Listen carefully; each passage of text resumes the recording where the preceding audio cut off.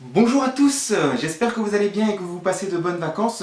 Bienvenue sur une nouvelle rubrique de la chaîne qui s'intitule Lecture d'un jour. De quoi va parler cette rubrique? Tout simplement, je vais présenter plusieurs mangas, soit de l'actualité, soit que du coup je suis en train de lire en ce moment.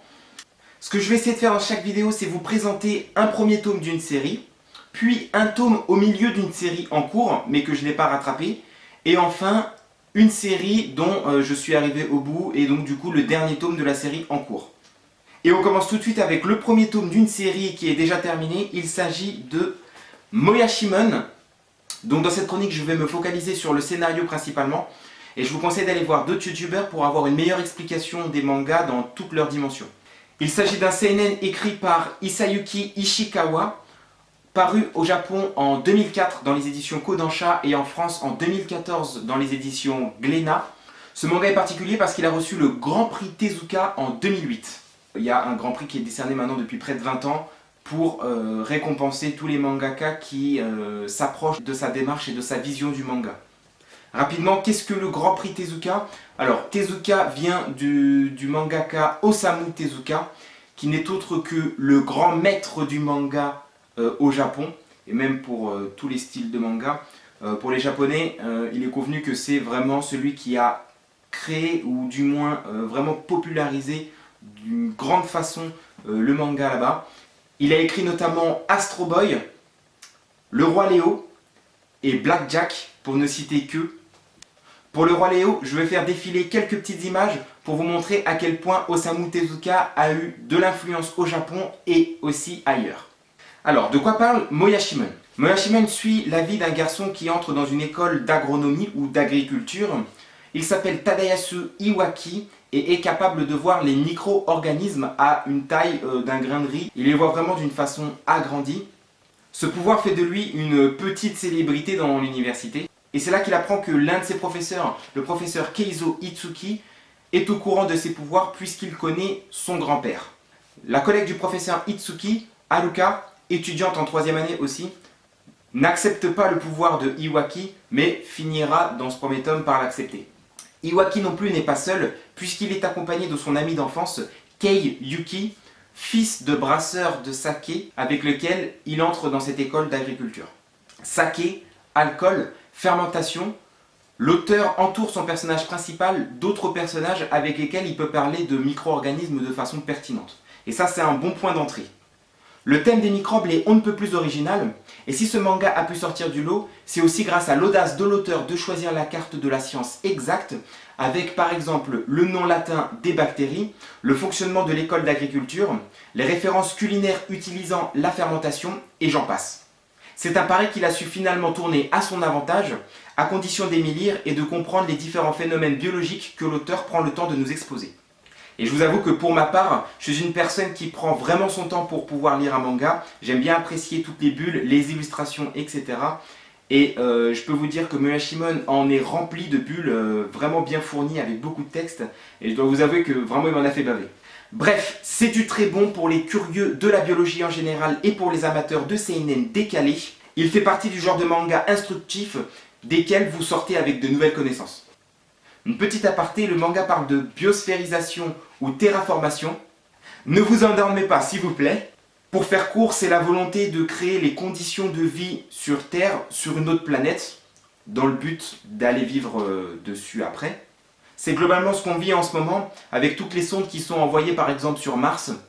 Et ça tombe bien parce que le second manga que je vais parler aujourd'hui est le tome 6 de la série Terraformas. T'as vu la transition un peu? C'est un seinen d'action avec Yu Sasuga au scénario et Kenichi Tachibana au dessin. La série comporte actuellement 15 tomes au Japon édités par la Shueisha et 12 tomes en France édités par Kazé. De quoi ça parle? Eh bien tout simplement de terraformation. Globalement, on se situe à la fin du 21e siècle où un virus décime une certaine partie de la population sur Terre. Et les scientifiques décident d'aller explorer d'autres planètes, et notamment Mars, pour voir si la colonisation humaine est possible. Et pour ce faire, ils envoient des cafards pour pouvoir transformer l'énergie du Soleil et permettre la vie. 500 ans plus tard, la terraformation est soi-disant terminée, La Terre envoie donc des astronautes pour s'assurer que les choses se sont bien déroulées. Manque de peau, les cafards sont devenus des géants humanoïdes dotés d'une très grande force. Les astronautes envoyés ne reviendront jamais.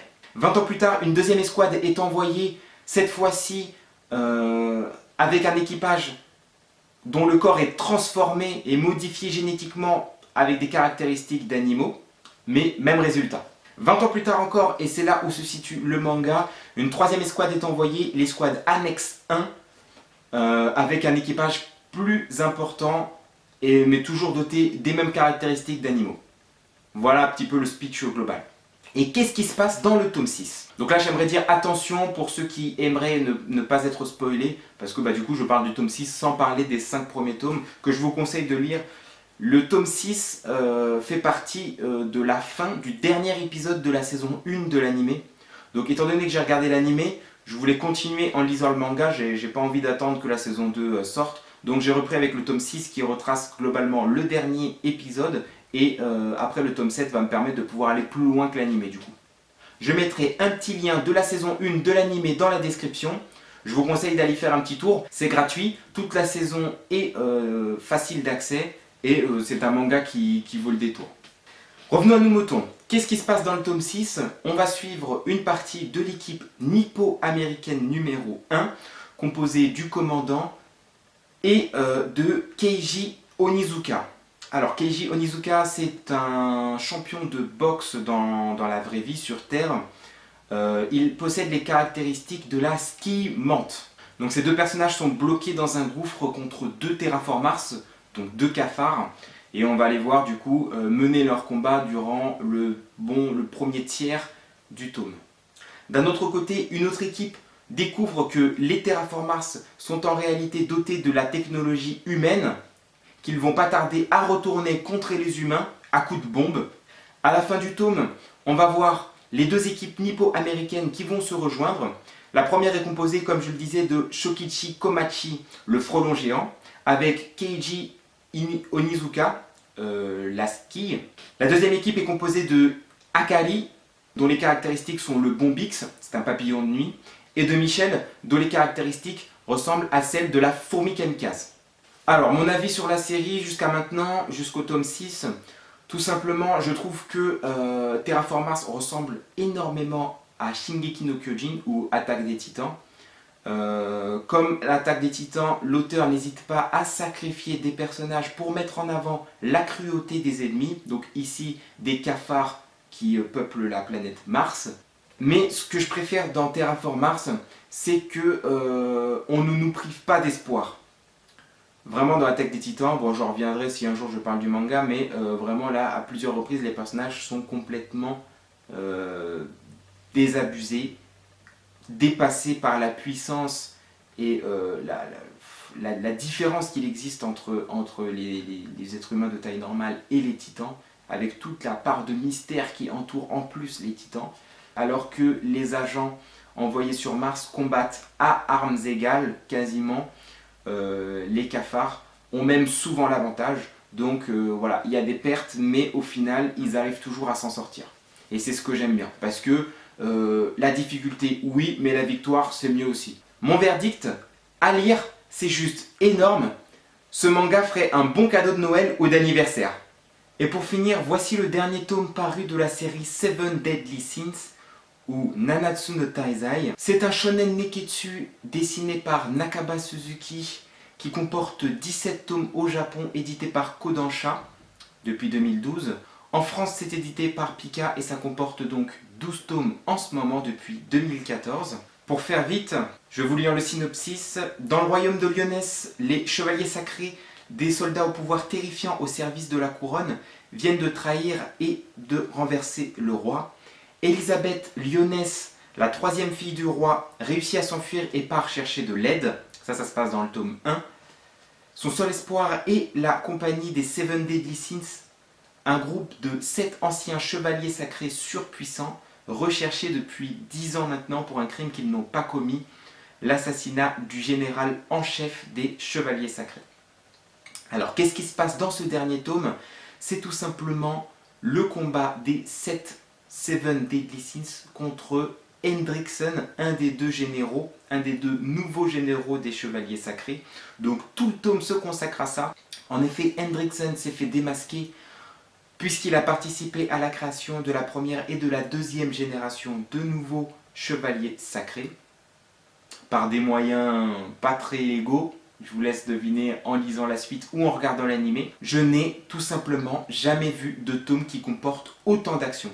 Vous allez le voir avec les images qui vont défiler. Si j'ai déjà vu un tome comme ça, je m'en souviens tout simplement plus. C'est peut-être parce que c'est le dernier tome que j'ai lu.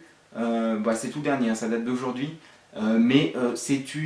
C'est une avalanche de double pages remplie de détails et remplie d'actions que nous offre l'auteur. C'est juste somptueux.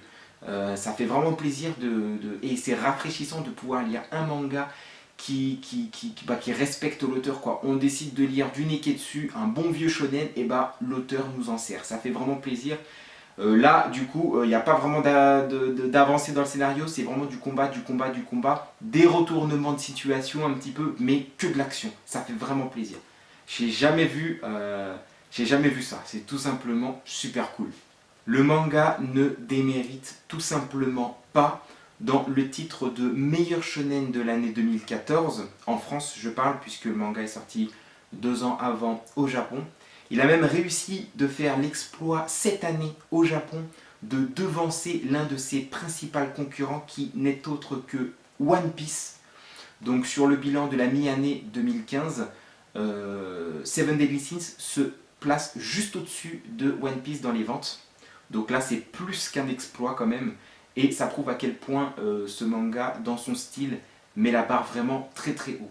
On espère pour lui qu'il fera comme ça de la concurrence à One Piece. Même si j'aime énormément One Piece, c'est vrai que je respecte très fortement Seven Deadly Sins. Et je pense que c'est mérité qu'il puisse comme ça obtenir la première place à l'arraché. Parce que ça se joue vraiment à très peu d'unités. Voilà, ça sera tout pour Seven Deadly Sins. Je pense faire peut-être un jour un manga dessus. Parce que c'est un de mes shonen préférés. Ah tiens, tant que j'y pense, ça me fait peut-être penser à sortir prochainement une vidéo de mes top shonen et top seinen. Vous l'aurez compris, Nanatsu no Taizai, Seven Deadly Sins est clairement dans mon top shonen, clairement, avec One Piece bien sûr. Voilà, je pense faire carrément une vidéo rien que dessus, c'est pour ça que je veux pas trop approfondir le sujet, parce qu'il y a énormément de choses à dire dessus. C'est tout simplement un manga qui révolutionne le genre depuis One Piece, Naruto et Dragon Ball avant. Il s'inscrit vraiment dans la lignée de ces mangas-là en termes de profondeur et de qualité de dessin, de qualité de scénario. J'en dis pas plus. Ça sera également tout pour cette première vidéo lecture d'un jour. J'espère que ça vous a plu. On a parlé de plusieurs mangas, de plusieurs styles. N'hésitez pas à mettre un petit pouce bleu, à partager la vidéo comme d'habitude, à mettre justement « c'est fait pour ça » un petit commentaire pour me dire quels sont les mangas que vous voulez que je parle dans cette chronique. Justement, je pense que c'est la bonne occasion pour vous de me dire quel manga je peux essayer de traiter. Vous voyez que c'est assez rapide, je n'entre pas trop dans les détails. C'est sûrement peut-être un manga que je possède derrière, ça me fera très plaisir. Et si je ne l'ai pas, je me ferai aussi un plaisir de me le procurer si c'est un manga intéressant. Et du coup pour vous en parler, ça me fera une bonne source pour continuer à faire des lectures d'un jour. Sur ce, je vous souhaite de bonnes fêtes, on n'est pas encore Noël. Je vous laisse aller faire un petit tour sur ma chaîne le 25, tout pile. Vous aurez une petite surprise. Portez-vous bien et je vous dis à la prochaine. Salut!